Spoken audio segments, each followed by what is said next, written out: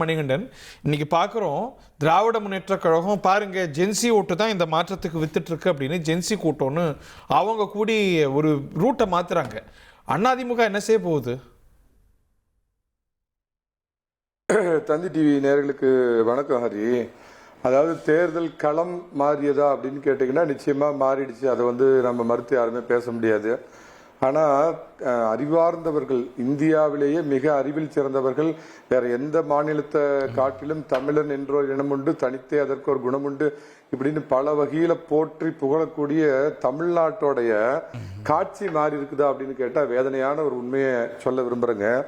1967 காங்கிரஸ் கட்சி என்னைக்கு ஆட்சி விட்டு இறங்குச்சோ அதுக்கப்புறம் வெற்றி பெற்று தமிழக முதல்வராக வந்தவங்க எல்லாமே பார்த்தீங்கன்னா ஒன்று சினிமா கோட்டையிலேருந்து வந்திருந்தாங்க, இல்லைன்னா நாடக கோட்டையிலேருந்து தான் வந்திருக்கிறாங்க. இன்னைக்கு வரைக்கும் நான் சொன்ன வார்த்தை நல்லா கவனிங்க. வெற்றி பெற்று நடுவில் உடனே நீங்கள் உள்ள புதுவீங்க. எடப்பாடி பழனிசாமி எப்படி வந்தார், பன்னீர்செல்வம் எப்படி வந்தார், ஜானகி எப்படி வந்தார், நெடுஞ்செழியன் எப்படி வந்தார்லாம் கேட்காதீங்க. அதான் சொன்னேன், வெற்றி பெற்று வந்த அத்தனை பேரையும் ஒன்று நாடக கொட்டாயினா நான் அறிஞர் அண்ணாவை கருணாநிதி அவர்களை சொல்கிறேன். அதுக்கப்புறம் பார்த்தீங்கன்னா சினிமா துறையிலேருந்து தான் வந்திருக்கிறாங்க. As of Tamil Nadu found that chief ministers from the cinema theatre big screens only அப்படிங்கிறது தான் அறிவார்ந்த தமிழ் சமுதாயம் அப்படின்னு அதுக்கு தான் குறிப்பிட்டு சொன்னேன். எனக்கு புரியலிங்க. அதாவது பீகார்காரன், படிப்பறிவு இல்லாதவன், உத்தரப்பிரதேசக்காரன், ஒன்றுமில்லாதவன் சொன்னேன்.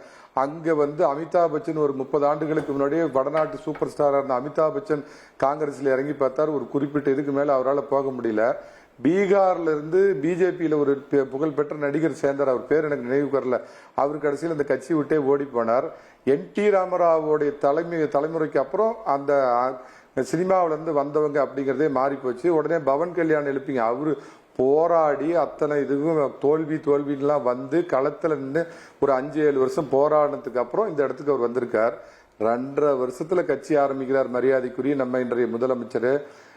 பார்த்தீங்க அப்படின்னா சினிமா கடவுளை நிஜ கடவுளாக பூஜிக்கும் தமிழக மக்கள்னு நான் சொல்றேன். இதுதான் திராவிட கட்சிகள் 2 பேரும் இந்த 67 அப்புறம் ஆண்டதுக்கு அப்புறம் நீங்க சொல்ற பேட்டர்னை நம்ம மறுக்கல. பட் அந்த அமைப்பிலேருந்து வந்த தலைவர்கள் மற்ற மாநிலங்களை காட்டிலும் நீங்க சுட்டி காட்டுற பீகாரோடையோ யூபிஏ தமிழ்நாட்டுடைய இண்டிசஸை நல்லாவே வச்சிருக்கிறாங்க.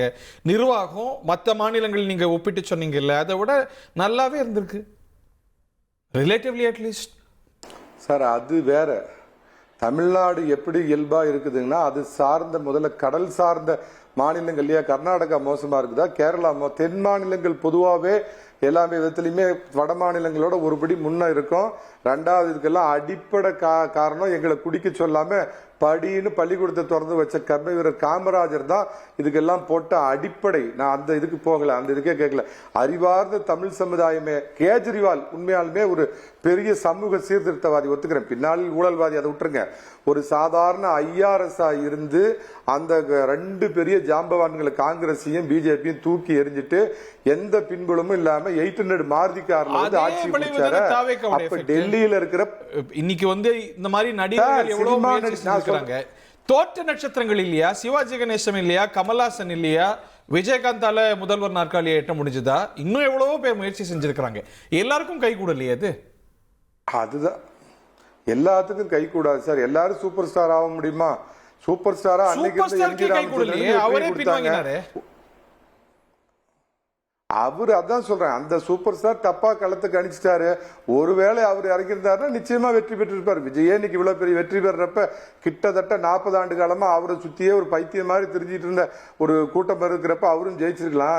என்னடா சார், அதை விட்டுருங்க. அதுக்கு மேல நம்ம போக வேண்டாம். ஏன்னா எல்லாத்துலயும் அறிவார்ந்த தமிழ் சமுதாயம் நாங்க பாத்தீங்களா தமிழ்நாட்டு இப்படி எல்லாம் பண்ணி வச்சிருக்கோம். ஆம், களம் மாறிவிட்டது சார். எப்படின்னு கேட்டீங்கன்னா வேட்டி சட்டையில இருந்து கோட்டு சூட்டுக்கு மாறி போச்சு, டீ கடையில இருந்து இன்ஸ்டாகிராமுக்கு மாறி போச்சு, சலூன் கடையில இருந்து ரீல்ஸுக்கு மாறி போச்சு, பொதுக்கூட்டத்துல இருந்து யூடியூபுக்கு மாறி போச்சு.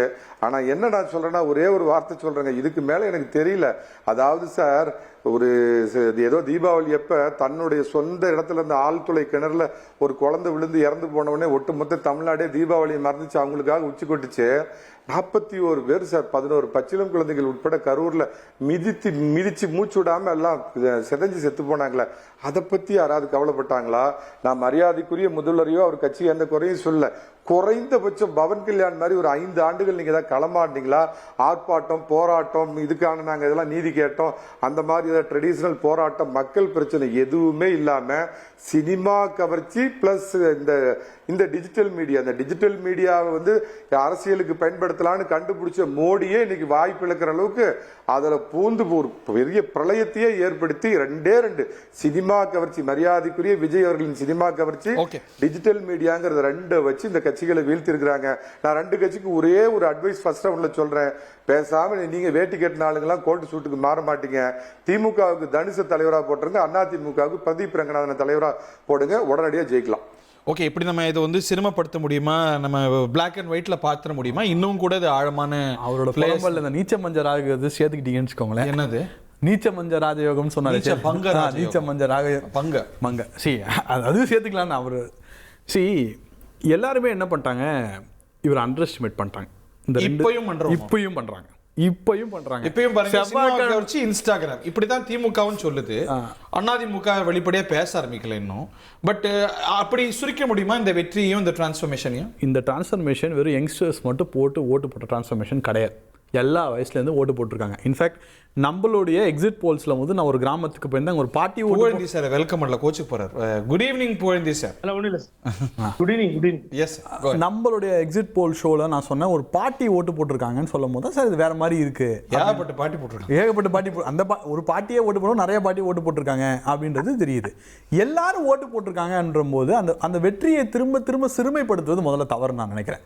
முதல்ல நம்ம தோத்துருக்கோம், ஏன் தோத்துருக்கோம், எதற்காக தோத்துருக்கோம்னு இன்ட்ராஸ்பெக்ட் பண்ணாம இல்லை இன்ஸ்டாகிராமில் அவங்க ஜெயிச்சிட்டாங்க, யூடியூப்ல அவங்க ஜெயிச்சிட்டாங்க அப்படி இல்லை. ஒரு தலைவர் இவர் தான் வேணும்னு முடிவு பண்ணியிருக்காங்க, அதுக்கு மக்கள் ஓட்டு போட்டு. இன்ஸ்டாகிராம் ஒரு மீடியம், அவ்வளவுதான். இன்ஸ்டாகிராம் மீடியம்ன்றதோட ஒரு தொலைக்காட்சி எப்படி ஒரு மீடியமோ, ஃபேஸ்புக் எப்படி ஒரு மீடியமோ, இன்ஸ்டாகிராம் ஒரு மீடியம், அவ்வளவுதானே தவிர அந்த மீடியத்துல வந்து போராட்டம் ஒரு மீடியமா இருந்ததுல, போராட்டமே ஒரு மீடியமா இருந்தபோது இன்னைக்கு இன்ஸ்டாகிராம் ஒன் ஆஃப் த மீடியமா இருக்கு. அதை ரெஸ்பெக்ட் பண்ணுங்க. நான் என்ன சொல்றேன், அண்ணா திமுக களத்துக்குள்ள வாங்கன்ற, அந்த களத்துக்குள்ள நீங்க வாங்க. நீங்க போயிட்டு அப்படி ஜெயிச்சிட்டாங்க, இவங்க இப்படி ஜெயிச்சிட்டாங்க, எவரிபடிக்கு நீ ஏன் யூஸ் பண்ணல, ஐ மீன் நீங்க ஏன் யூஸ் பண்ணல அப்படின்ற கேள்வி வருதுல்ல.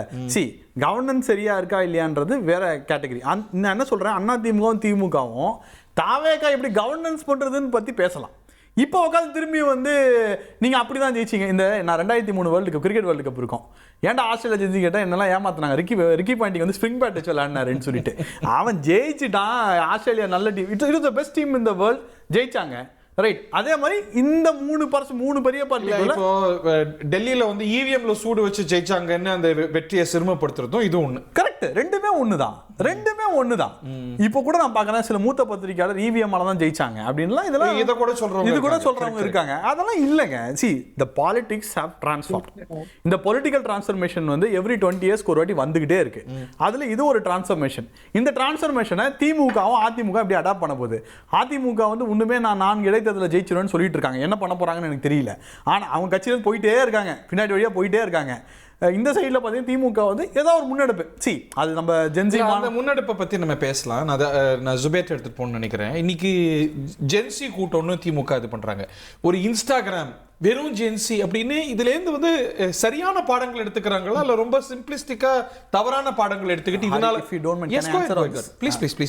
திமுக என்ன சொல்றாங்க அப்படின்னா, எங்கிட்ட மத்த லேயர்லாம் இருக்கு, இந்த லேயர் நாங்க ஸ்ட்ராங் பண்றோம், சோ 0 to 1 போகும்போது எங்களுக்கு ஈஸியா இருக்கும்ன்றதா திமுக. அதுதான் என்னோட ஆன்சர். சாரி சார், நான் இது பண்ணுறேன். உங்களுக்கும் அதே வியூ தானே? ஆமா, ஒரே ஒரு வார்த்தைங்க.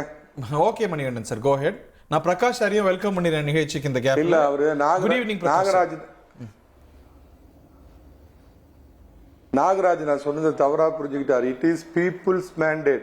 விஜய்க்காக தமிழக மக்கள் கொடுத்திருக்கிற தீர்ப்பை தலைவணங்கி ஏற்றுக்கிறேன். மற்றவங்க மாதிரி அதுக்கு வேற காரணம் சொல்லி போகல. நான் என்ன சொல்றேன்னா, மாற்றம் வேணும்னா கேஜ்ரிவால் கொண்டு வந்தாரு, எந்த பின்புலமும் இல்லாத அது மாற்றத்தை தமிழக மக்கள் விரும்பி இருந்தாங்கன்னா சீமான் கொள்கை ஏத்துக்க முடியாது. சீமானுக்கு ஓட்டு போட்டிருந்தா அது மாற்றம்.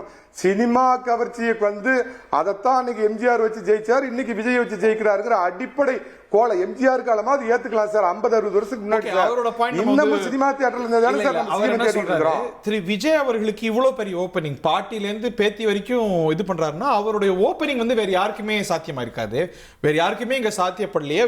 அப்கோர்ஸ் அததான் சொல்றேன். பிரகாஷ் அவருடைய இந்த ஆடியோ மாற்றம்னு தொண்டத்தை நிக்கிலேயே போய் மைக்கு பிடிச்சிட்டு கத்தினார் சீமான். அவர் எங்க போனார்? அவர்கிட்ட கவர்ச்சி இல்ல, அவர் வெறும் இயக்குனரா இருந்தவர் தான். சோ விஜய்க்கு இது கை கொடுத்ததுங்கிறது அந்த சினிமா கவர்ச்சி. அந்த opening எம்ஜிஆருக்கு கை யாருக்குமே கொடுத்த, இல்லையே. கருணாநிதி அவர்களுக்கு கை கொடுத்த, அண்ணாதுரை Point taken. அவர்களுக்கு கை கொடுத்த சினிமா கொட்டாய் தான் திருப்பி இவரை காப்பாத்தி விட்டுருக்கு. இவ்வளவு பெரிய புகழ் வந்திருக்குன்னு சொல்றேன். இனி செல்லும் இடமெல்லாம் செய்தி. தந்தை டிவியின் வாட்ஸ்அப் சேனலை ஃபாலோ பண்ணினா செல்ல இருக்கும் இடமெல்லாம் செய்தி. இதோ QR கோட் இப்பவே ஸ்கேன் பண்ணுங்க, ஃபாலோ பண்ணுங்க.